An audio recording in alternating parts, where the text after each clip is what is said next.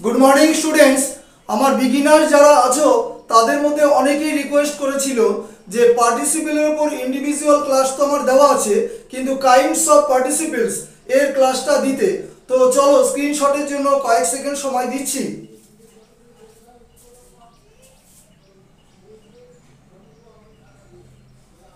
চলো বেসিক ইংলিশের আরো একটি পার্টে চলে আসলাম। তো টপিকটা দেখো, কাইন্ডস অফ পার্টিসিপেল। কিন্তু তুমি যদি পার্টিসিপেল কি বা কাকে বলে সেটা যদি না জানো তাহলে ক্লাসটা তোমাদের ইনকমপ্লিট থেকে যাবে। তো দেখো কি বলেছে, ইংরেজিতে লিখলেও পুরোটাই বাংলায় বোঝাচ্ছি। Participle, it is derived from verb, এটি ভার্ব থেকে তৈরি হয়। Next, it functions like an adjective, এটি অ্যাডজেক্টিভের মতো কাজ করে। Next, so it is called verbal adjective, যেহেতু ভার্ব থেকে তৈরি হচ্ছে এবং অ্যাডজেক্টিভের মতো কাজ করে তাই এটাকে ভার্বাল অ্যাডজেক্টিভ বলা হয়। তো দেখো এবার কি লিখেছি, কাইন্ডস অফ পার্টিসিপেল তিনটে আছে। প্রেজেন্ট পার্টিসিপেল নাম্বার 1 কি বলেছে, ফরমেশন। ফরমেশনটা বলতে গঠনটা কিভাবে হয়, V1 প্লাস আইএনজি, অর্থাৎ ভার্বের বেস ফর্মের সাথে আইএনজি যুক্ত হয়ে যেই শব্দটি তৈরি হবে এবং সেটি অ্যাডজেক্টিভের মতো কাজ করবে তাকে বলা হয় প্রেজেন্ট পার্টিসিপেল। কি বলেছে একটু বৈশিষ্ট্যটা ভালো করে বুঝে নাও, ইংরেজিতে লিখলেও বাংলায় বলে দিচ্ছি। অ্যাকশন ইজ ইন প্রোগ্রেস, অর্থাৎ প্রেজেন্ট পার্টিসিপেল তখনই আমি বলবো ওটাকে যখন ওটা মানে তোমার কর্মরত অবস্থায় থাকে। তার কারণ জানো, V1 এর সাথে আইএনজি যুক্ত করে জিরান্ড তৈরি হয়, এই জন্য দুটো গুলিয়ে ফেলবে না। জিরান্ডটা হচ্ছে কর্মরত অবস্থায় থাকে না, আর প্রেজেন্ট পার্টিসিপেলটা কর্মরত অবস্থায় থাকে। ঠিক আছে, এক্সাম্পল দেখে বুঝে নাও। দেখো এক্সাম্পল কি লিখেছে, আই স এ গার্ল, আমি একটা মেয়েকে দেখেছিলাম কি অবস্থায়, ডান্সিং, মানে মেয়েটি নাচছে। ইন দ্য স্টেজ বা অন দ্য স্টেজ যাই বলো সেটা আলাদা প্রশ্ন। তাহলে আই স এ গার্ল, আমি একটা মেয়েকে দেখেছিলাম বা তুমি একটা মেয়েকে দেখেছিলে কোন অবস্থায়, ডান্সিং, ক্রাইং ইত্যাদি, বা ইটিং সাম ম্যাঙ্গোস যাই বলো, সেটা কিন্তু দেখো এটা কর্মরত বোঝাচ্ছে, অর্থাৎ action is in progress.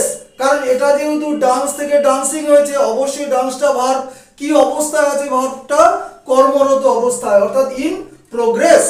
Next দেখো নাম্বার 2, একটু বোর্ডের কারণে এদিক ওদিক হয়েছে বুঝে নেবে।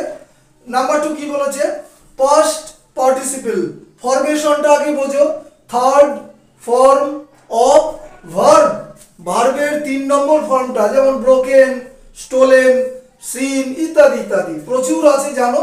বৈশিষ্ট্যটা দেখো, অ্যাকশন কমপ্লিটেড, অর্থাৎ কাজটা সমাপ্ত হয়ে গেছিল এমন বোঝাতে। এক্সাম্পল দেখো, দে ওয়ার সেলিং, তারা বিক্রি করছিল। ঠিক আছে, এটা পাস্ট কন্টিনিউয়াসে কি বিক্রি করছিল, ব্রোকেন গুডস, অর্থাৎ যেই সমস্ত পণ্যদ্রব্যগুলো ভেঙে চুরে একাকার হয়ে গেছিল বা ভেঙে গিয়েছিল সেই সমস্ত পণ্যগুলো বিক্রি করছিল। তাহলে দেখো ব্রেক, ব্রোক, ব্রোকেন, এবং এটাকে যে তোমরা অ্যাডজেক্টিভ বলবে তার বড় উদাহরণ ডান দিকে দেখো আমার গুডস বা নাউন যেটা বলি নাউন আছে। তাহলে নাউনকে যে কোয়ালিফাই করে তাকে অবশ্যই অ্যাডজেক্টিভ বলা হয়। তাহলে এটাকে পাস্ট পার্টিসিপেল কেন বলবো, অর্থাৎ পণ্যদ্রব্যটা কিন্তু ভেঙে গিয়েছিল সেইটাকে তুমি এখন বিক্রি করছো। ঠিক আছে, নেক্সট দেখো 3 নম্বর মোস্ট ইম্পর্টেন্ট, বিগিনার্সদের পক্ষে অসুবিধা হয়, যারা তোমার মডারেট বা অ্যাডভান্স লেভেলের আছো তারাও ঠিক বুঝে উঠতে পারে না যে তোমার পারফেক্ট পার্টিসিপেলটা কি। সেটা দেখো, action finished at some time past, অর্থাৎ কোনো কাজ পাস্টেরও পাস্ট এরকম যখন বোঝায় তখন তাকে বলা হয় পারফেক্ট পার্টিসিপেল। ফরমেশনটা বুঝে নাও, হ্যাভিং প্লাস ভার্বের থার্ড ফর্ম প্লাস আদার্স, মানে সেন্টেন্সের মিনিং অনুযায়ী যদি থাকে, plus subject V2 others. Example দেখো, হ্যাভিং ক্লাইম্বড দ্য হিল, মানে পাহাড়ে চড়ার ফলে বা পাহাড়ে চড়ায় দে টুক সাম রেস্ট, তারা কিছুটা বিশ্রাম নিয়েছিল। দেখো ভালো করে বুঝে নাও, দে টুক সাম রেস্ট, তারা কিছুটা যে বিশ্রাম নিয়েছিল কারণটা কি, কারণটা এই কিছুক্ষণ আগেও মানে অতীতকালে অবশ্যই তারা পাহাড়ে উঠছিল, উঠে বসলো, বসে এবার ক্লান্ত বোধ করছে, তখন কি করবে, তারা বিশ্রাম নেবে। তাহলে বিশ্রামটা নিয়েছিল কিন্তু পাস্ট, আর তারও পাস্ট বোঝাচ্ছে ক্লাইম্ব করেছিল, তারা ক্লাইম্বিং করেছিল পাহাড়ে।